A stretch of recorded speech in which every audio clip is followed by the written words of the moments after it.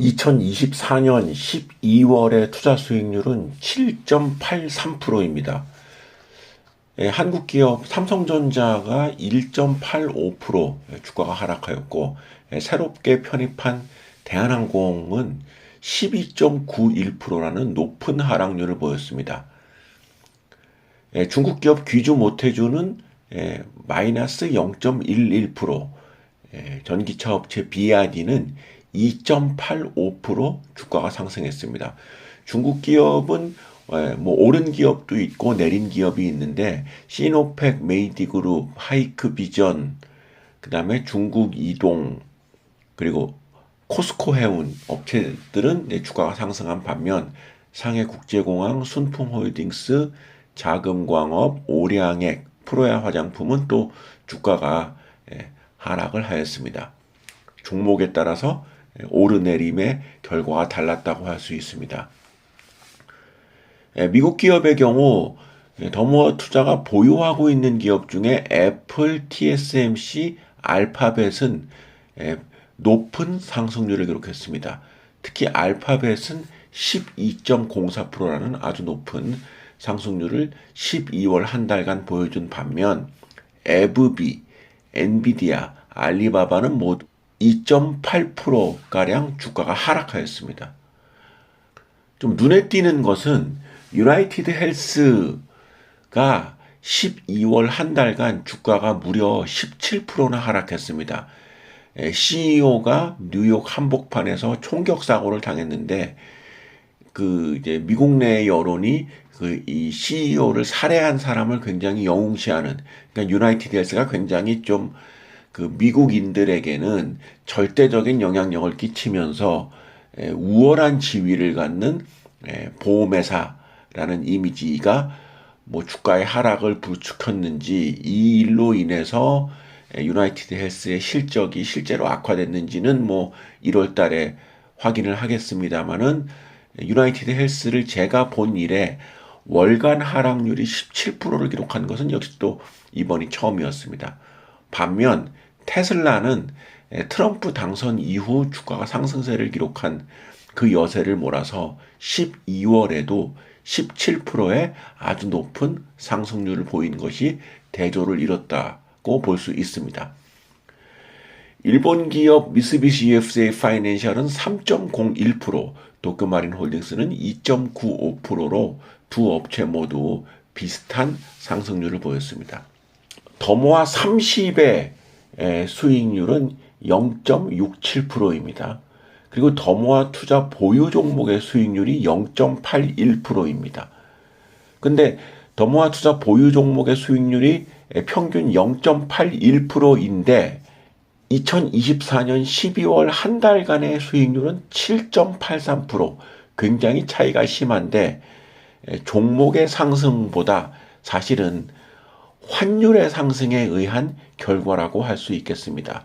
아시다시피 12월 초에 윤석열의 뜬금없는 계엄 발표 이후 환율이 폭등하기 시작했습니다. 그래서 달러가 12월 한 달간 무려 5.47% 상승하였고, 엔화는 0.7%, 그리고 중국 위에나는 4.59%라는 높은 상승률을 보였습니다. 그래서 달러와 중국 위에나가 5% 내외의 아주 높은 상승률을 기록한 덕에 평가 차익이 크게 증가한 것이 12월의 주가 상승률을 높인 원인이었다고 할 수 있습니다.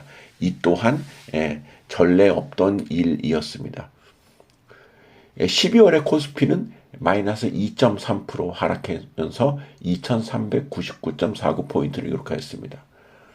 더모아 30은 코스피 대비 2.96%포인트, 더모아 투자 보유 종목의 수익률은 코스피 대비해서 3.11%포인트 높은 수치를 나타냈습니다.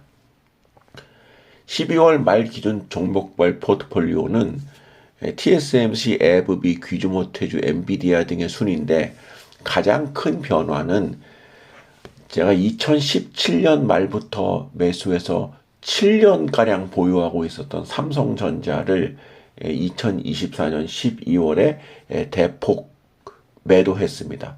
그래서 삼성전자를 절반 정도 매도하고 그 매도분으로 대한항공을 매수했습니다. 그래서 지금 한국 기업의 보유 비중은 9% 정도입니다.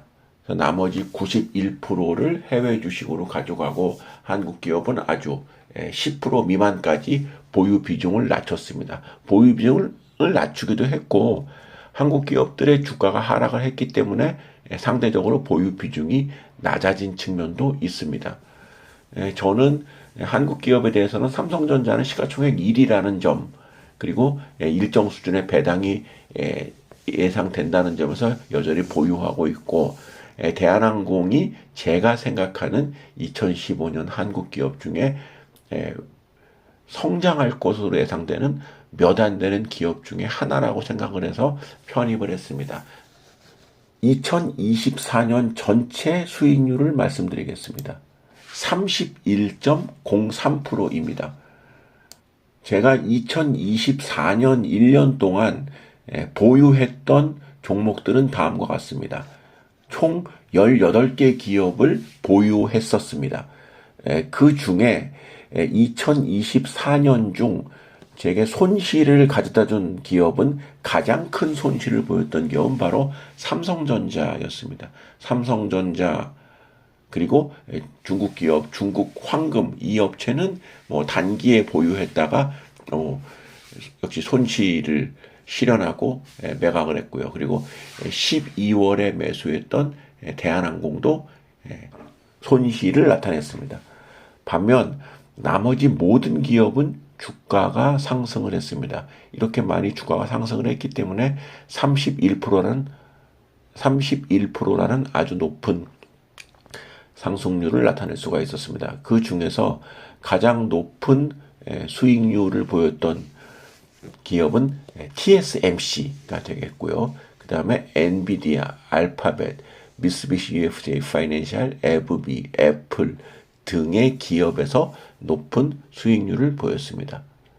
2024년은 여러모로 참 특이했던 그런 한 해였다고 할 수 있습니다.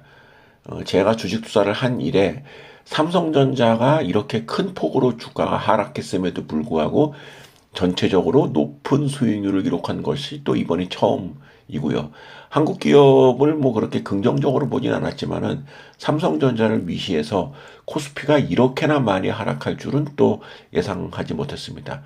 여기에 2024년 12월에 있었던 윤석열이의 뜬금없는 계엄 발표 이후 한국 증시는 크게 나락으로 내몰렸고, 반면에 환율이 큰 폭으로 상승을 했습니다. 이에 따라서 12월에 해외 기업은 주가의 상승, 여기에 환율의 상승까지 더해서 더 높은 수익률을 보였다고 할 수 있겠습니다. 자, 이제 2025년의 시작입니다. 그리고 2025년 1월에는 역시 또 주요 기업의 실적이 발표되는 시즌이 다시 도래를 합니다.